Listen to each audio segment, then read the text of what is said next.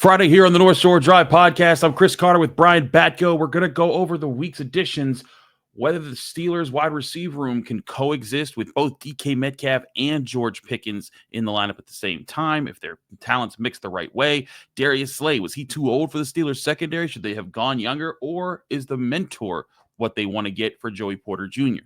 That and the Steelers' continued outlook into free agency as we get to the second week of that, all here on the North Shore Drive podcast from the Pittsburgh Post-Gazette. Let's get into it. You are now listening to the North Shore Drive podcast, a show on all things Pittsburgh sports from the writers of the Pittsburgh Post-Gazette, hosted by Christopher Carter.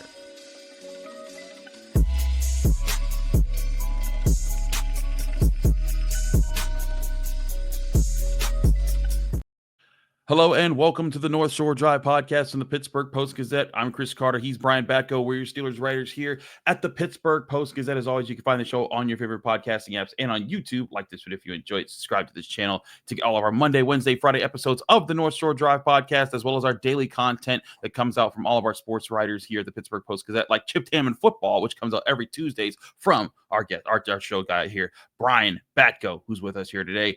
Brian, let's talk about the Steelers receiver situation. You and Ray broke down the press conference from yesterday, where we got to talk to DK Metcalf for the first time. He informed us. We actually got breaking news that he was engaged to pop star R&B singer Normani. That was not known to the public for the most part.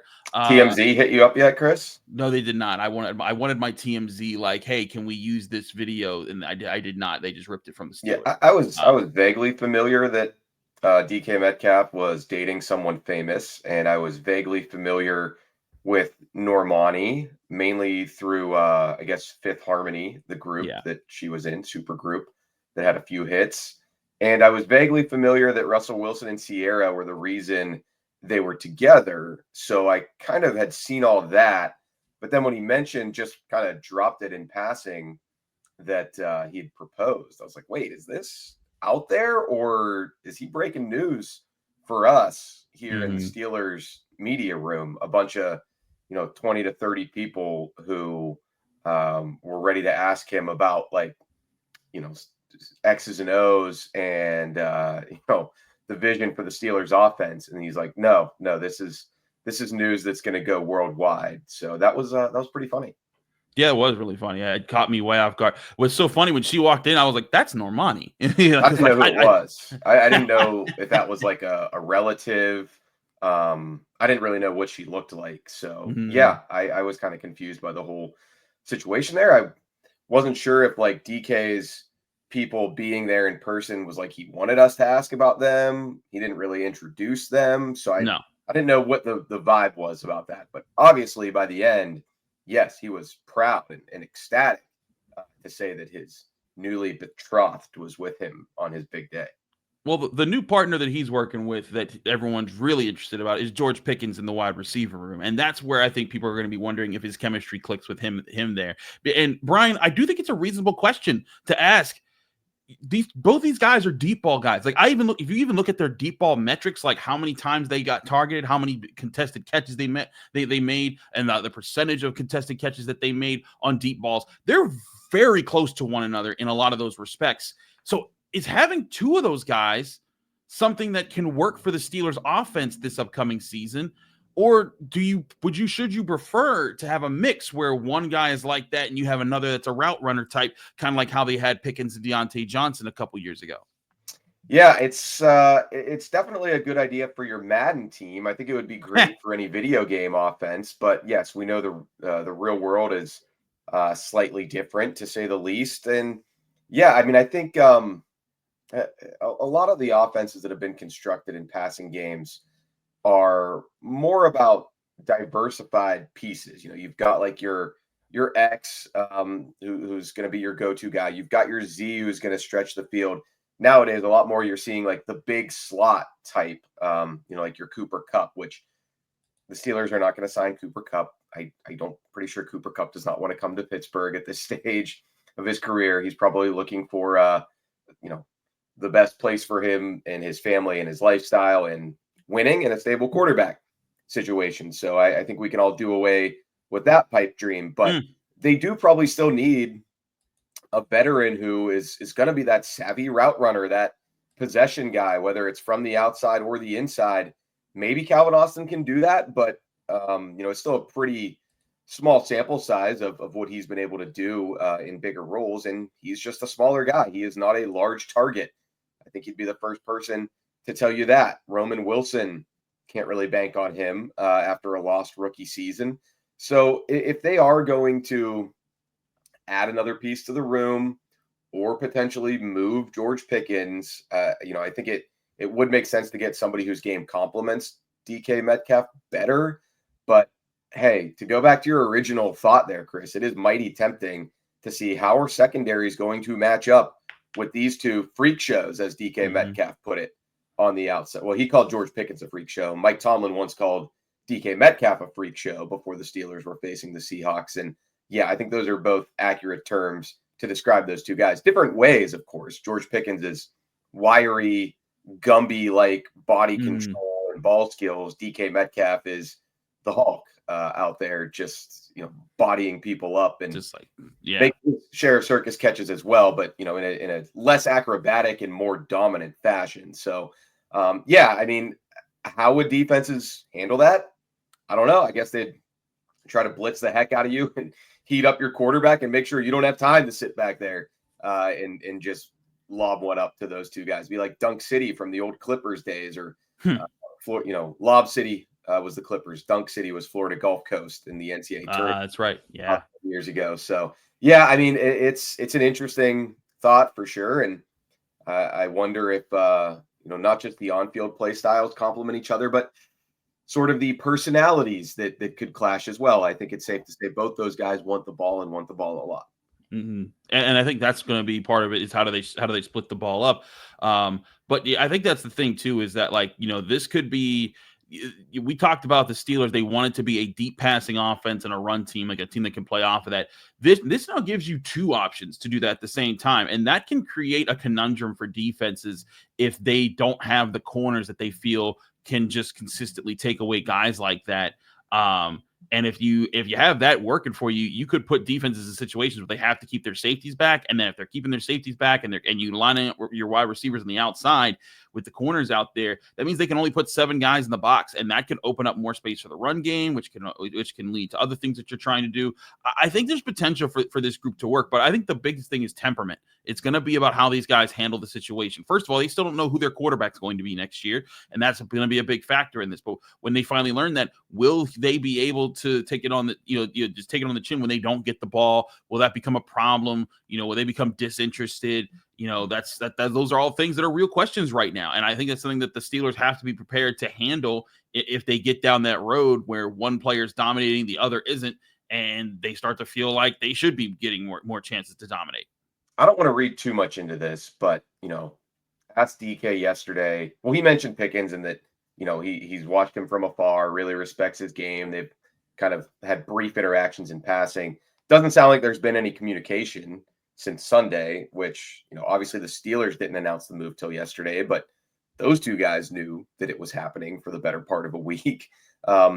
George Pickens is not the most outspoken social media wise, but occasionally he does weigh in with cryptic messages on Instagram or whatever. Haven't really seen anything since the DK move. I don't think there's been even like a repost or welcome to the bird or whatever. Like I said, maybe that's nothing, but I mean, would it really surprise anybody if George Pickens sees the transaction, sees the 5 for $150 bag that DK Metcalf got, and think, man, I was little bro in the room for a while with Deontay Johnson.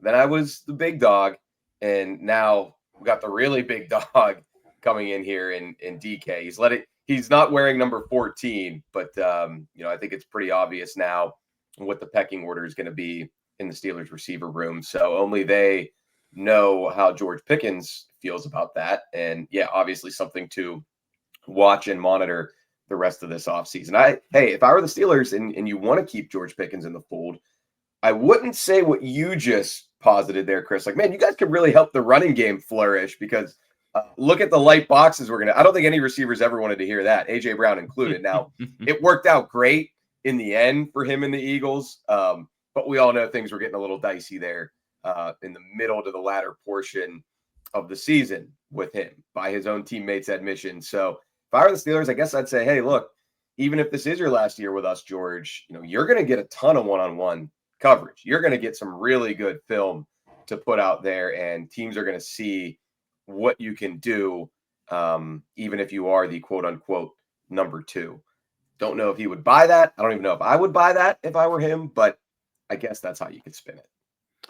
There's several different ways you could try to spin it, I guess, here. And I think that's the thing that these guys have to realize. But the other thing I thought about here, Brian, is, one thing we talked about was towards the end of the season, every once in a while George Pickens is the main weapon of the offense. And then when he was out, we thought Jerry said it, you said it, Brent raised it. We all talked about this is the clear message that for George to the team, yeah, y'all need me to win games. When he was out, they started losing. Granted, when he came back, that didn't really stop them from losing in their losing streak at the end of the season. But you could see the impact that he brought, and how he had a bit more of freedom to kind of do what he wanted.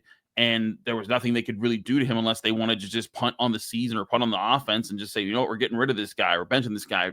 But now there is a guy who that if George Pickens ain't acting right, they could be like, all right, go into that guy. And that's there. Is that something that you think could challenge George Pickens to change or to maybe act out a little bit less? Or do you think that's just it won't matter in the long run? Well, I think this is obviously a clear indication to George. It's not necessarily an indication that the Steelers don't want him, at least for another season, but it is a pretty clear indication they aren't going to pay him. So, right. That I imagine is pretty top of mind for him going into the last year of his deal. I think he's savvy enough to know, or at least has been informed by people over the years that, hey, you produce for the Steelers, they'll take care of you, especially if you're a draft pick, especially if you're a first, second, or third round draft pick. That's how it works in Pittsburgh. They build through their homegrown guys. Well, that's kind of out the window now for him. So, hey, how much leverage does he have? I don't know. The other 31 teams have also seen some of the antics with him these first 3 seasons and probably wouldn't be sure what they're getting. I think there's a pretty big buyer beware tag on a guy like George and the immaturity that he's shown. So I just know that it's going to be fascinating one way or the other. And a buyer beware tag on anyone that takes a Steelers wide receiver after Mike Tomlin's done with him. You think about Chase Claypool, got a second-round pick for that. Didn't last at all. Deontay Johnson, they flipped Dante Jackson for him. Didn't last. He's been on 4 teams. So I wonder how all that factors in. But Deontay Johnson back to Pittsburgh to be the underneath guy, getting open quickly. Oh boy, that just get the band. We're getting the band back together. Mason Rudolph's coming back. Exactly. Just bring everybody back. Other guys have come back in the past. I don't know that they went out on the terms that Deontay Johnson did, but I don't know, man. I can just see Mike Tomlin standing there being like, hey, he's been humbled in the league. We know what he can do. We appreciated his time with us. And I wouldn't bet on it, but hey, never close the door on anything, right? Never say never. And you have to compete for a spot. I would think. But that's a topic for another day when we're really desperate, I guess.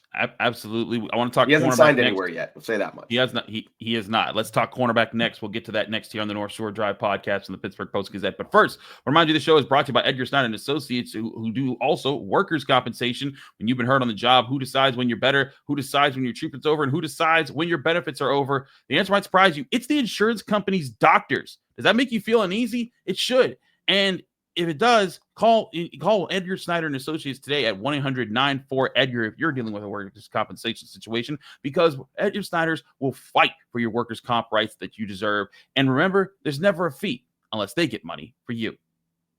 This episode is also brought to you by UFC Gym Pittsburgh. Are you ready to train like a champion? UFC Gym has everything for total body health under one roof. They have group classes from Brazilian Jiu-Jitsu to Zumba, personal training, cardio, weights, cryotherapy, infrared saunas, and more, all for an unbeatable price. Now, not sure where to begin? All members get a starter session with an expert coach to help map out your fitness plan. Your first visit is on us. Drop in with free parking at Market Square or the waterfront and follow UFC Gym Pittsburgh on social media. Train different, feel unstoppable at USC Gym.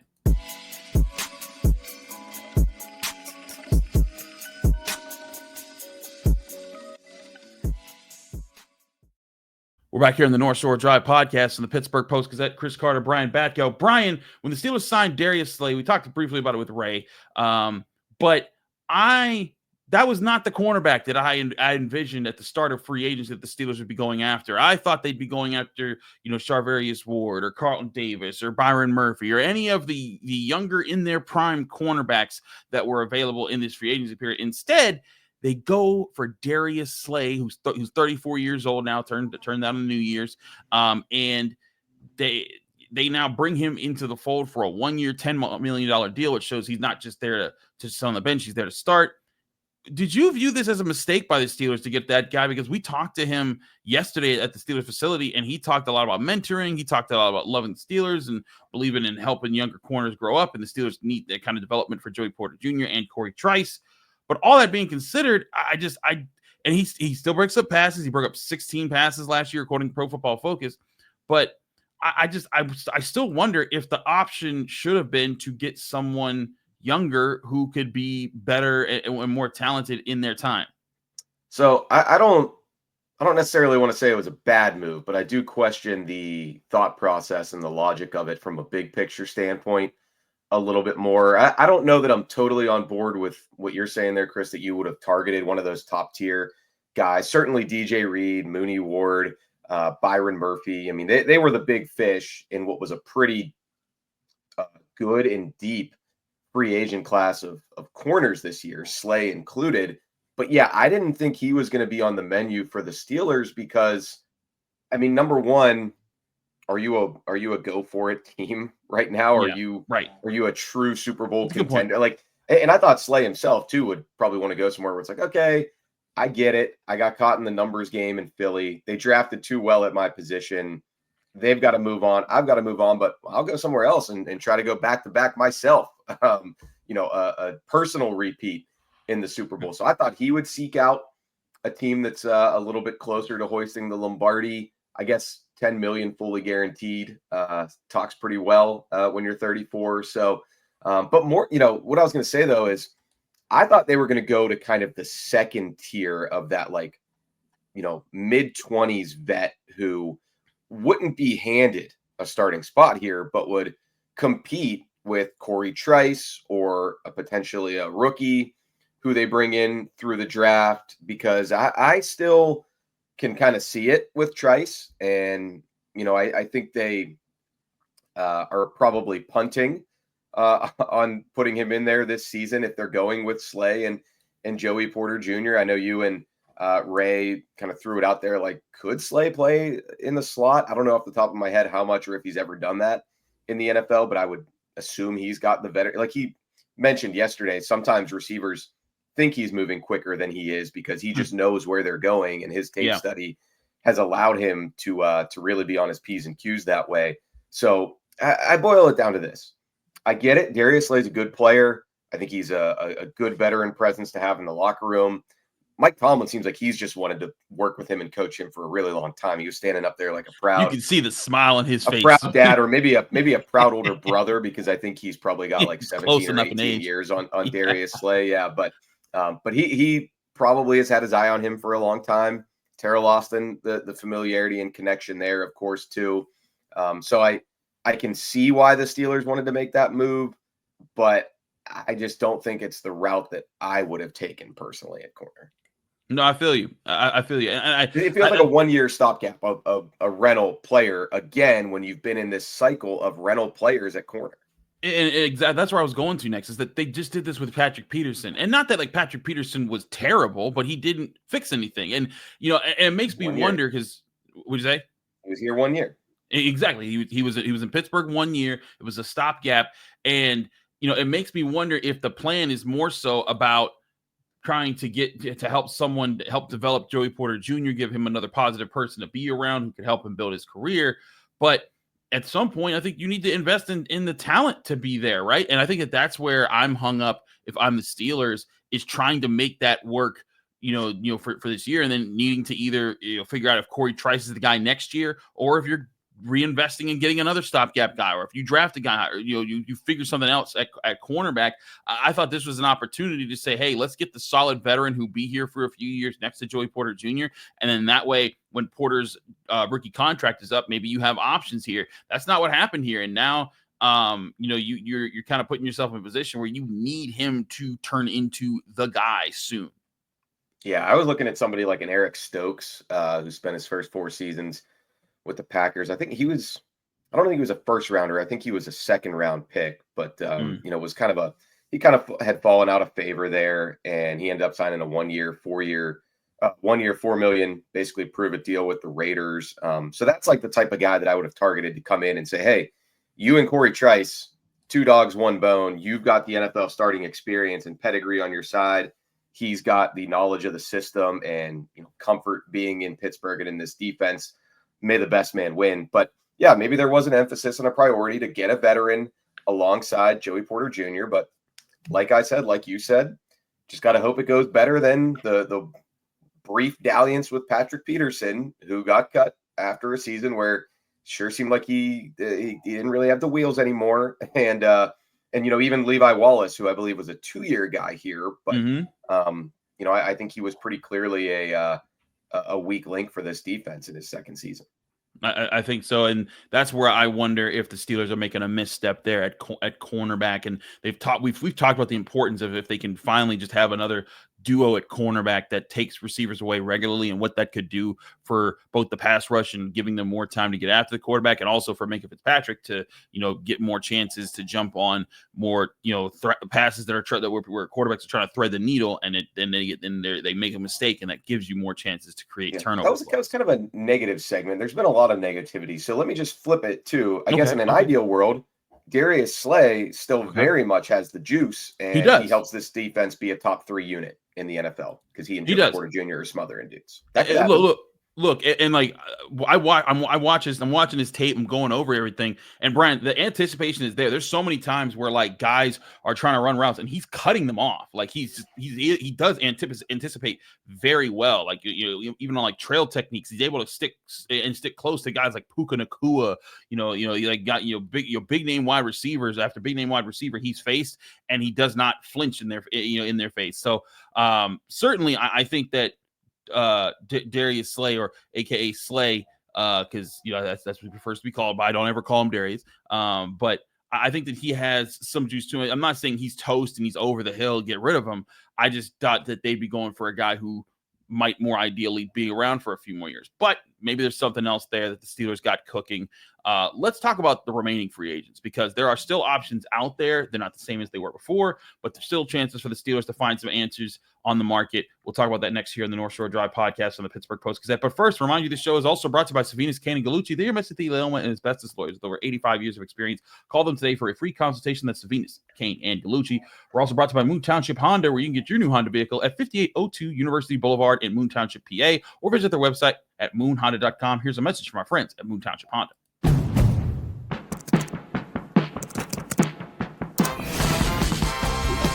We gave the all-electric Prolog EX class-leading passenger space. And we made its tech intuitive with Google built-in. Perhaps that's why we were named Best Overall EV and Hybrid Brand by Kelley Blue Book. It's nice when a dream comes together. Buy online, reserve from select dealers, or visit your local Honda dealer today.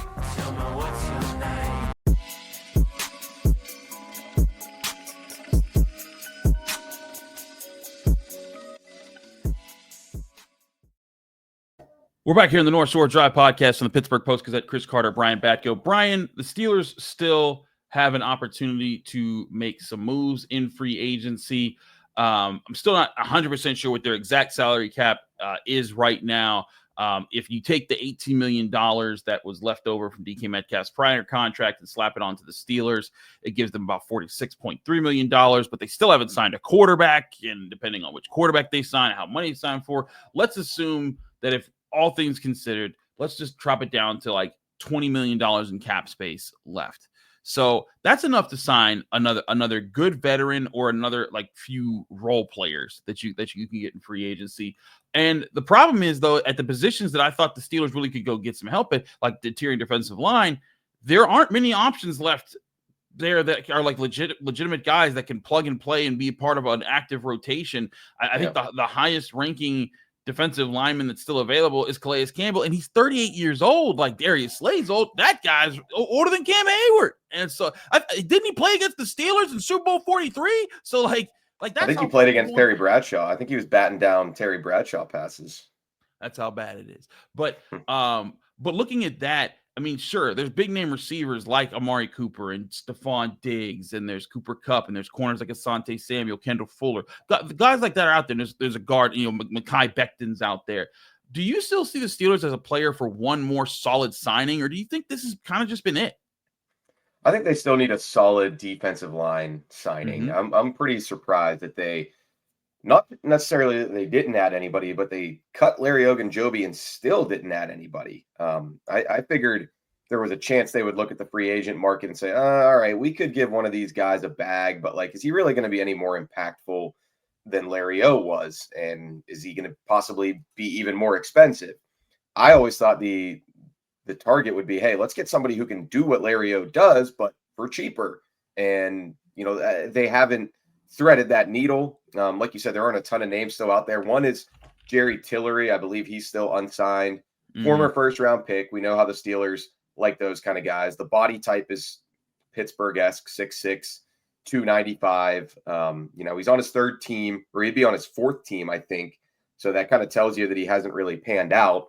The Chargers drafted him initially out of Notre Dame at the end of the first round. Pat Narduzzi loved Jerry Tillery, a man from your previous life as a sports writer, Chris. Pat Narduzzi.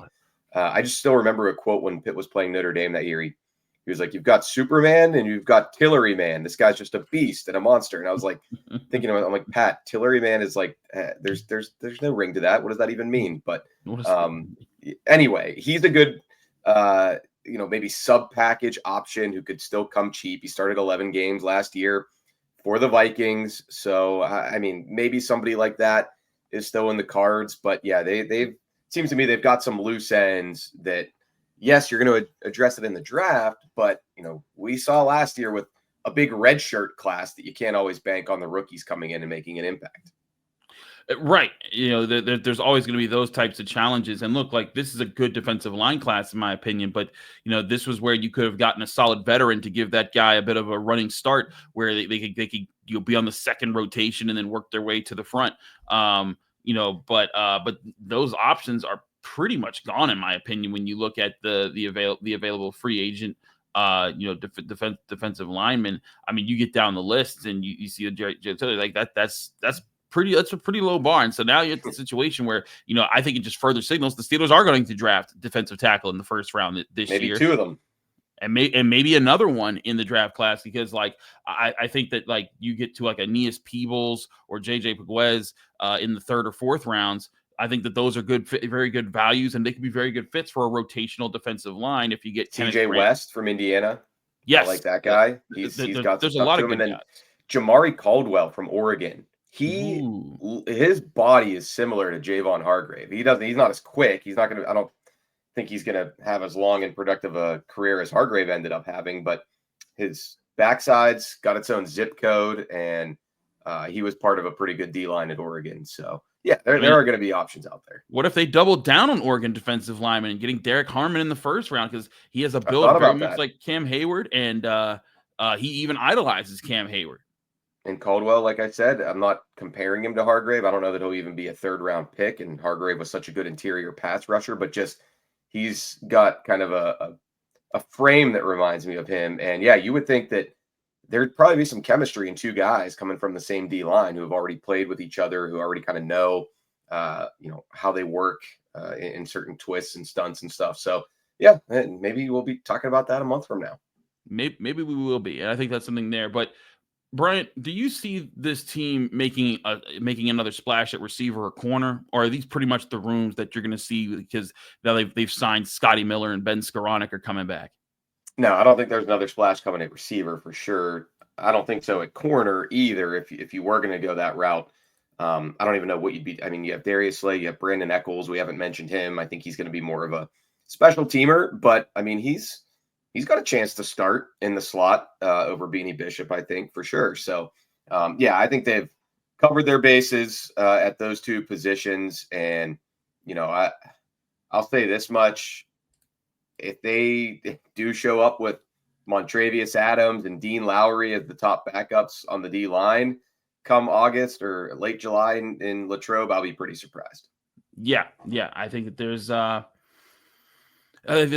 there's room to figure things out there. It's why I think, again, the draft, like you said, it might be a double dipping of defensive linemen to try to find answers there, because they want to get more physical up front, but they've been investing in primarily corners and receivers in this free agency period. So we'll see what the Steelers do moving forward. There's still plenty to discuss. There's still plenty of moves that can happen. As we learn more about what's available, we'll also hopefully hear from Mason Rudolph soon. Let's touch on that real quick. That's something I think that we kind of neglected to talk about here.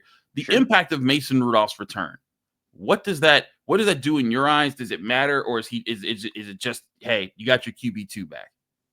I think it's a CYA move by the Steelers. Cover your what. Yeah. I mean, they were just blowing in the wind here with Aaron Rodgers and the will he or won't he situation. I think I said this on the video with Ray Thursday. I mean, Mason Rudolph just makes a ton of sense to me because he's worn a lot of different hats in your quarterback room. The guys like him. I mean, he'll be somebody that players I think would rally around, even if all the best laid plans fall through and he is the starter come week 1 of this 2025 NFL season.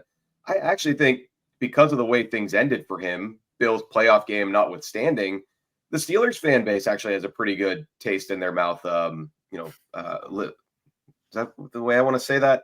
Whatever. They've got a lasting feeling. They've got a good last impression or most recent impression of Rudolph too. So yeah, I mean, it wasn't good for him in Tennessee. I don't know how much of that was on him versus just a dumpster fire of an offense for the Titans on the line in the skill positions, but it didn't do Will Levis any favors either for his future earning power in the NFL. So yeah, I thought it was a good move by the Steelers, and it's two kind of jilted lovers, I guess, returning to one another, but maybe they will find peace and happiness in some way in this marriage. Yeah, I think it's like, look, Mason Rudolph wanted to see what he could do somewhere else where he knew that the Steelers saw him as a backup, and he went there. He figured out that's what I am, and he came right back. And I don't think there's anything that you go and give it a shot. Like, I think that some people try to make this stuff a lot more personal than sometimes it is. It's just like, hey, you know what? Mason Rudolph at the end of the day made millions of dollars off the Pittsburgh Steelers, and got some really cool moments, especially in his last year with the team. Then he went to see, hey, could I be the starter? Could I be the guy? He went to a team that needed a backup to maybe to take the reins off of Will Levis, and then quickly learned, oh, that's not me, and he comes back to the Steelers. I think it's a fine fit. I think it's something that helps, and you know that in a pinch he can give you some good throws deep down the field or over the middle, and you just got to plan around that. So I think both of us. He's a more valuable backup to the Steelers than any other team probably, and the Steelers are a better situation for him with upward mobility than any other team. It's kind of like when he was, I guess, debating on whether he'd come back here to be the number 3 or whatever a couple years ago. At least here, all right, if things go sideways, they've got a certain level of trust in me. I know the offense. Maybe I'll ball out in preseason, get someone to come trade for me, or maybe there will be an injury. I think it's pretty similar circumstance for him here now again. Absolutely. We'll keep you up to date with all things here at the Pittsburgh Post-Gazette. Check out all our written work at post-gazette.com. Find us here on the North Shore Drive podcast from the Pittsburgh Post-Gazette every Monday, Wednesday, and Friday on your favorite podcasting apps and on YouTube. Like this video if you enjoy it. Subscribe to this channel to get all of those Monday, Wednesday, Friday episodes, as well as the daily content that comes out from all of our sports writers here, like Chip Hammond Football with Brian Batko on Tuesdays. Back on Monday with more on the Steelers and how they're handling free agency right here on the North Shore Drive podcast. Thank you for tuning in to another episode of the North Shore Drive podcast from the Pittsburgh Post-Gazette. If you watch this video on YouTube, please like the video and subscribe to our channel. For all the sports coverage from the Post-Gazette that we have to offer, visit post-gazette.com.